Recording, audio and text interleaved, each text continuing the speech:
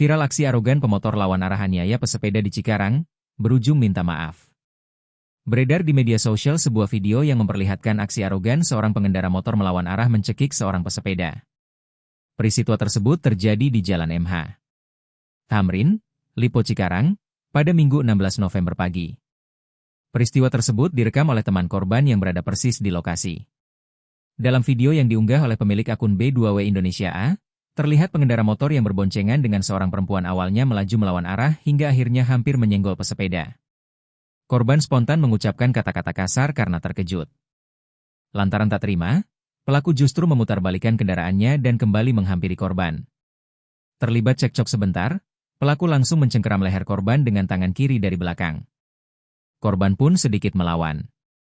Dan saat pelaku melihat ke arah belakang, ia mendapati teman korban sedang merekam. Melihat itu, pelaku kemudian buru-buru kabur.